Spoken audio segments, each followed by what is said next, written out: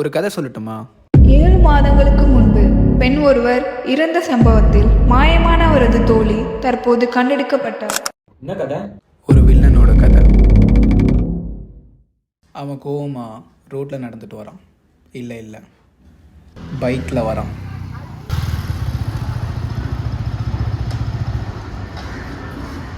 கையில் ராடோட யாரையோ தேடி போகிறான். கடைசியாக அந்த ரூமுக்குள்ளே போகிறான்.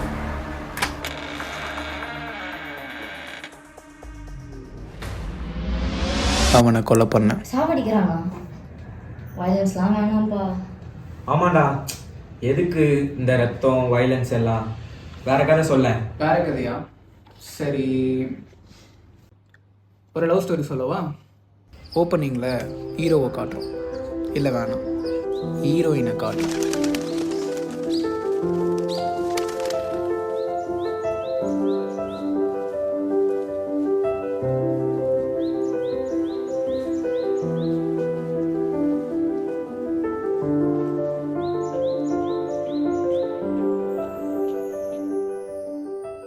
கை கூட. இந்த கை இல்ல, அந்த கை கொடு. எதுக்கு குடு.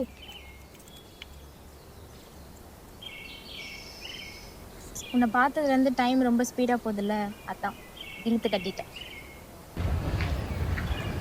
நாளைக்கு நம்ம எப்பயும் மீட் பண்ணுற கோயில்கிட்ட வந்துரு. உங்ககிட்ட ஒரு முக்கியமான விஷயம் சொல்லு. நான் கூட ரொம்ப நாளாக ஒரு விஷயம் சொல்லணும்னு நினச்சிட்டே இருந்தேன். என்ன விஷயம்? நாளைக்கு சொல்கிறேன்.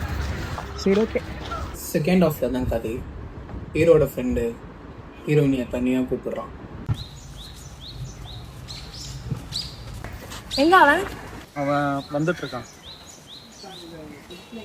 நான் உன்கிட்ட ஒன்று சொல்லணும். என்ன சொல்லணும்? இது உன்கிட்ட எப்படி சொல்கிறதுன்னு எனக்கு தெரியலை, ஆனால் சொல்லாமே இருக்க முடியல. அப்படி என்ன சொல்ல போற? என்னால் உன்னை அவன் கூட சேர்த்து வச்சு பார்க்கவே முடியல. இதுக்கு மேலே என்னால் பொறுத்துக்க முடியாது. எனக்கு நீ வேணும். நிறுத்திக்கோடா, எனக்கு அவன் தான் வேணும். ஒரு ஏய், நிமிஷம் விடு, நான் போறேன். ஒரு நிமிஷம் விடு.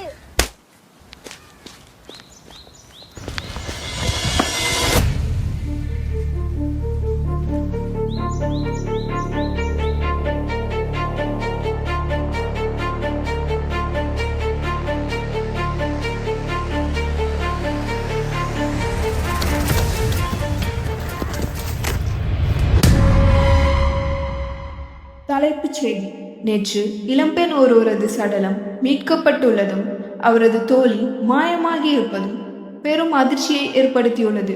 ஸோ இப்போ இந்த உண்மையெல்லாம் ஹீரோவுக்கு தெரிய வருது 7 மாதம் கழிச்சு. இப்போ ஹீரோ அவன் ஃப்ரெண்டு என்ன பண்ணுறானோ அதான் கதை.